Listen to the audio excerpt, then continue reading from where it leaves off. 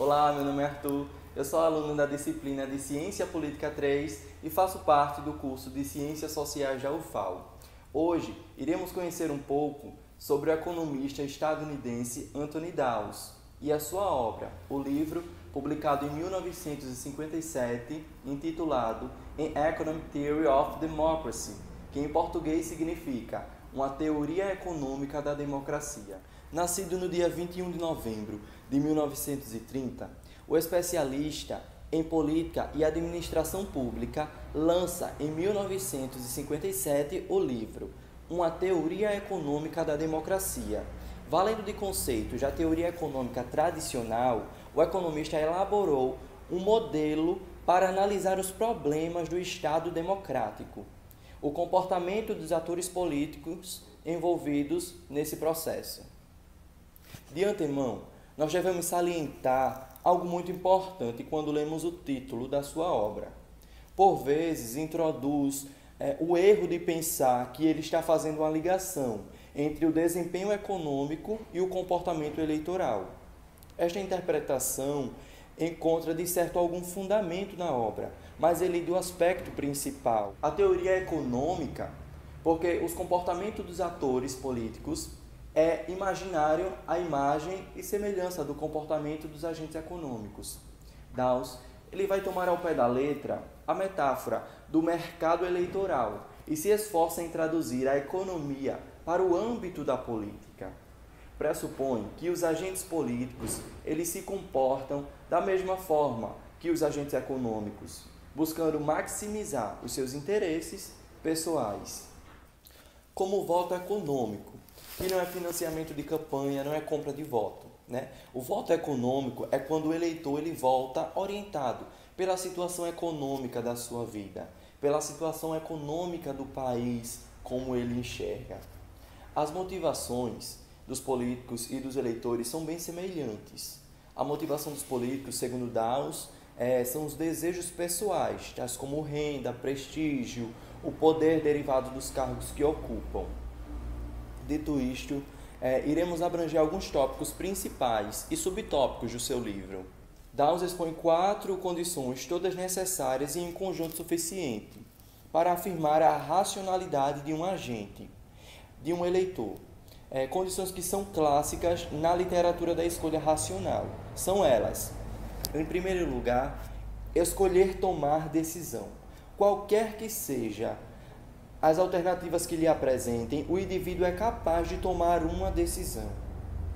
Em segundo lugar, classificam as alternativas. Ele ordena as alternativas de sua preferência, até a que considera mais desagradável. Em terceiro, formar um ranking transitivo das alternativas que lhe apresentem. Em quarto lugar, na hora de agir, ele opta pelas alternativas que ordenou mais alto, isto é, escolhe a primeira do ranking que ele formou. Estas são condições para o voto racional. Já o voto irracional, ele pressupõe os seguintes parâmetros: repetição de erros, ou seja, que escolhe alternativas que sempre geram resultados abaixo do inesperado. Segundo, padrão racional, aquele agente que é incapaz de perceber a linearidade das suas ações, incapaz de reconstruir a linearidade das suas ações que foram tomadas. Em terceiro lugar, é a incerteza, que deve ser julgado não com base nos seus fins, mas sim nos seus meios, nas variáveis que irão impactar a sua ação. Ele destaca o caminho escolhido para atingir o seu objetivo. Agora iremos falar um pouco sobre a motivação partidária e a função do governo na sociedade. A natureza do governo democrático.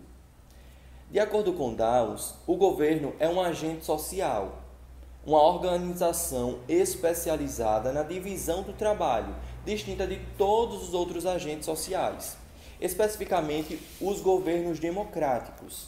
E por democrático, podemos demonstrá-lo se cumprir 8 condições específicas numa sociedade. São elas: Eleição popular de apenas um partido ou coalizão que irá formar o governo. É escolhido por eleição popular para gerir o aparato do governo. Em segundo lugar, temos os mandatos pré-fixados, né? Essas eleições elas são realizadas dentro de intervalos periódicos, cuja duração não pode ser estendida pelo partido agindo sozinho. Ou seja, os seus governantes eles não podem estender o seu tempo de mandato. Em terceiro lugar, temos o sufrágio universal, que consiste no pleno direito ao voto de todo cidadão adulto residente permanente numa sociedade. Em quarto lugar, um voto por pessoa. Cada eleitor pode depositar na urna apenas um voto em cada eleição. Quem vence governa. O partido que recebe o maior número de votos até a próxima eleição assume o governo. Quem perde, espera. O partido ou coalizão não poderá impedir jamais o vencedor, seja por força ou qualquer meio ilegal, de tomar posse do governo. E em sétimo lugar, liberdade estão garantidas. Eles não podem restringir as atividades políticas de qualquer cidadão ou outros partidos, contanto que eles não façam qualquer tentativa de depor contra o governo pela força. E em oitavo lugar, competição. Um sistema onde ele garante a competição política entre dois ou mais grupos rivais. A diferença de Dawes é que ele dá um olhar para cada um dos atores do sistema político e, em particular, o governo, os partidos e os cidadãos, onde cada um desses atores tem seus próprios objetivos e escolhe o caminho para maximizar o retorno das suas ações, a fim de atingir os seus objetivos. A natureza dos partidos políticos.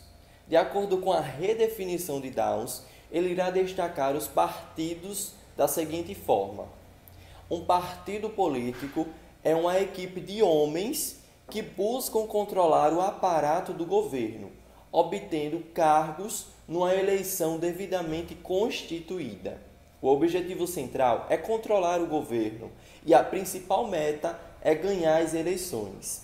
Por equipe, entendemos uma coalizão, cujos membros concordam sobre todas as metas, em vez de apenas parte delas. Desse modo, todos os membros da equipe têm exatamente as mesmas metas, consistentes de preferências que todos os outros. O axioma do interesse pessoal, na dinâmica dos modelos fundamentais, né? Dawes ele afirma que a motivação política dos membros partidários, todos os atores, eles são racionais e egoístas. As pessoas elas estão buscando maximizar seus interesses pessoais, a fim de atingir os seus objetivos. Agora iremos falar sobre a lógica básica do voto. O que o eleitor deseja? Ele irá dizer que os cidadãos eles votam nos partidos que lhe renderem mais benefícios. Ou seja, a lógica dos votos resulta no retorno das ações da vida de cada um. O eleitor responde a essas questões considerando aquilo que obteve de retorno da ação do governo. E sabemos que nem todos os benefícios que é transferido para os cidadãos é reconhecido por eles. Com isso, os partidos, em tempos de eleições, investem em campanhas de propaganda para mostrar ao eleitor quais os benefícios que ele recebeu por conta da ação do governo. A lógica do governo é buscar realizar aquilo que atrai a maioria, é maximizar o apoio popular. E Dawes ele deixa uma equação para tentar explicar. Ele faz uma comparação da renda de utilidade estimada, que é o valor esperado, a sua estimação do que ele recebeu ou que receberá, uma lógica geral de como ele vai decidir o seu voto.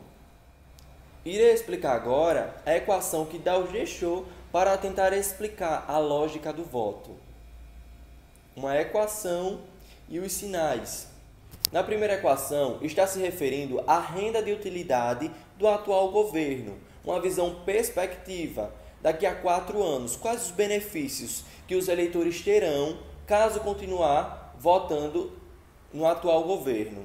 E no segundo exemplo, quais os benefícios que o eleitor terá caso o oponente ocupe o cargo? Ele estima a renda de utilidade que ele irá ter daqui a 4 anos, se o atual grupo que ocupa o governo continuar, e compara com a renda de utilidade, caso seja o oponente que ocupe o governo. Esta ação decide o voto do eleitor. Agora passaremos para o segundo exemplo. Já no segundo exemplo, apenas esse texto está se referindo ao diferencial partidário atual e leva em consideração o desempenho que o partido da oposição teria tido se estivesse no mesmo período de tempo. E por fim, no terceiro exemplo, ele está se referindo a que partido você está atribuindo essa irredutibilidade, ao atual ou à oposição, o que está fora. Como a teoria do voto econômico trabalha com a teoria da predisposição do curto prazo e uma participação baseada no desempenho da economia, a ideia é que o eleitor deve agir como um juiz. Ele olhará para o desempenho da economia, identificar se a economia está favorável, se ele gosta do desempenho da economia ou não. Vai votar no presidente de acordo com o desempenho da economia. Se ela vai bem, ele tende a votar na continuidade do candidato ou partido na reeleição. Caso contrário, ele estará punindo o mandatário votando na oposição. Dois pontos importantes na relação do voto econômico é o tempo e a dimensão. O tempo é quando o eleitor faz uma retrospectiva dos últimos meses ou anos, e com isso ele busca fazer um julgamento prospectivo. Se for bem, ele votará para a continuidade, e assim vice-versa, se for mal. Dimensão é quando ele olha para 2 focos da economia no seu âmbito particular. Quando ele foca se ele vai bem economicamente, se a sua família vai bem, ele avalia a dimensão isotrópica. E o outro é o âmbito nacional. Se o país vai bem, a inflação está controlável, essa é uma dimensão sociotrópica. O voto econômico pode ser mensurado de 2 formas: macro e microdados, que são as pesquisas de opinião pública e individuais. Já os macros é a macroeconomia, como o crescimento do PIB, a variação da inflação, o desemprego, são variáveis independentes que vão explicar o voto. O diferencial de Dawes é que ele está dando um olhar para os atores do sistema político em particular, como o governo, os partidos e os cidadãos, onde cada um desses atores tem seus próprios objetivos e escolhe caminhos para maximizar as suas ações, a fim de atingir os seus objetivos. Obrigado.